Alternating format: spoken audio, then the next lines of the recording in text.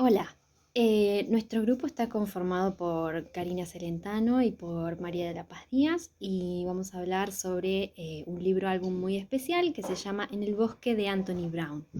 Primero vamos a empezar buscando una definición general de los libros álbum que la da Román Belmonte y dice: es un artefacto u objeto cultural concebido en inicio con aspecto de libro de pequeña extensión dirigido al público infantil que contiene un discurso eminentemente poético creado con lenguajes y técnicas artísticas variadas que dependen de la intencionalidad de los contenidos a transmitir. ¿Por qué dice que es un artefacto u objeto cultural? Porque los libros álbum varían mucho en su formato y también en sus temáticas. Van a variar también en la cantidad de información que se aporta desde el texto y desde la imagen, y también en la interrelación que hay entre el texto y la imagen. En el texto de Anthony Brown, la imagen es muy importante y creemos que está más cerca de lo que se considera, según Belmonte, un libro álbum ilustrado, en donde lo literario se va a impregnar de la imagen y viceversa. Hay un grado de complementariedad que es muy elevado y pesan lo mismo el texto y las imágenes.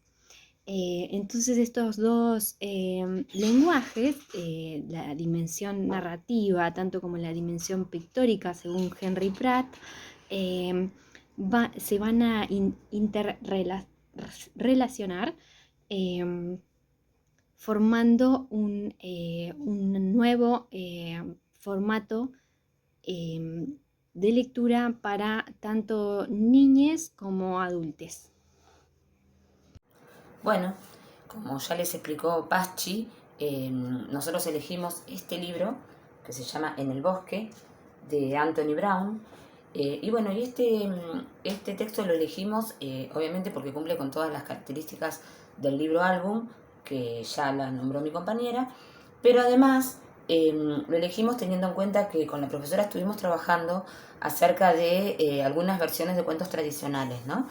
Entonces, esta historia tiene un poco de ella, ¿sí? Un poco de una en particular y otro poco de distintas versiones o personajes, mejor dicho, de cuentos tradicionales. En este caso, es un niño que la mamá lo manda, primero que el papá no estaba en su casa, un día se levanta asustado por los ruidos que había escuchado durante la noche y se encuentra con su mamá con no muy buena cara, según lo expresa en el texto. Y bueno, resulta que su papá no estaba en su casa y la mamá no tenía cara de saber dónde estaba su papá. Acá en esta imagen, en esta página, podemos ver que el niño pide por su padre y lo único que dice el texto escrito es: extrañaba a papá. Sin embargo, las imágenes dicen mucho más de lo que está diciendo las letras en sí, porque el niño está escribiendo en distintos lugares y de diferentes maneras que extraña a su papá, ¿sí? Bueno, después la sucesión de imágenes y de la historia cuenta acerca de que la mamá lo manda a la casa de su abuela, le da una canastita y acá empiezan a cambiar los tonos que utiliza el autor, que también es ilustrador, con respecto a la historia, ¿sí?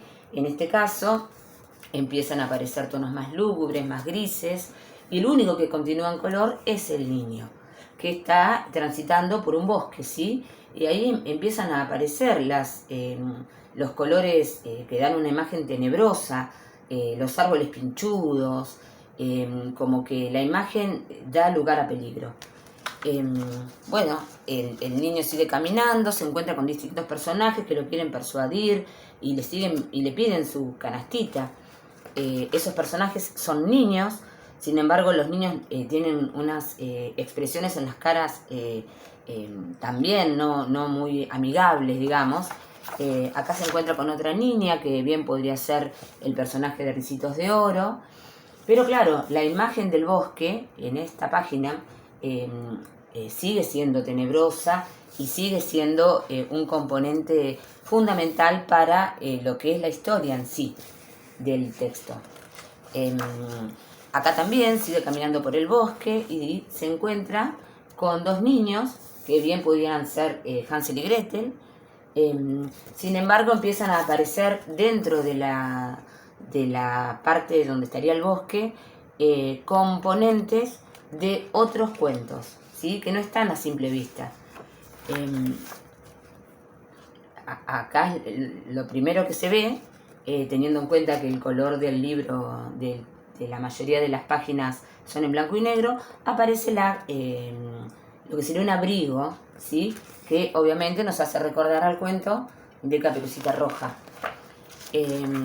Bueno, y ya el niño abrigado encuentra la casa de su abuela, y bueno, y se sucede este hecho de la voz distinta, y bueno, con un final realmente maravilloso, ¿sí? Que es un libro precioso para que lo lean y para que lo puedan trabajar con alumnos de secundario. En realidad, teniendo en cuenta que se pueden trabajar, este cuento es un disparador para muchas actividades, nosotras nos quedamos con esto de lo que sería buscar más allá de lo que dice el texto, ¿sí? Entonces, como hay demasiados componentes que hacen este libro hermoso y muy rico, una de las actividades que se nos ocurrió fue mirar más allá. El mirar más allá es mirar más allá de lo que ven a primera vista nuestros ojos, ¿no es cierto? Eso de que en el bosque nada es lo que parece. Claro, nada es lo que parece porque aparecen demasiadas cosas ocultas, ¿sí? Y hay que mirar un poquito más allá. Una de las actividades es buscar personajes o elementos escondidos en las imágenes. Por ejemplo, los personajes y los objetos más interesantes de ver y o encontrar están dispersos en lo profundo, en las sombras, en el suelo. ¿Qué se puede ver buscando aquellas huellas y señales que no están en el relato? Mencionar aquellos elementos que hay en las imágenes que no están en el texto y a su vez le dan sentido al cuento. Esta sería una de las propuestas para trabajar o en grupo o en parejas con los alumnos. Después, leer las imágenes, leer los colores. ¿Notaste que a veces las ilustraciones son a todo color y otras en blanco y negro y que el niño de la historia es el único que aparece en color? ¿Por qué crees que pasa esto? ¿Qué encuentran en la sombra del niño? ¿Y en las manchas de la vaca? Esas serían algunas de las pistas que le estamos dando a los alumnos.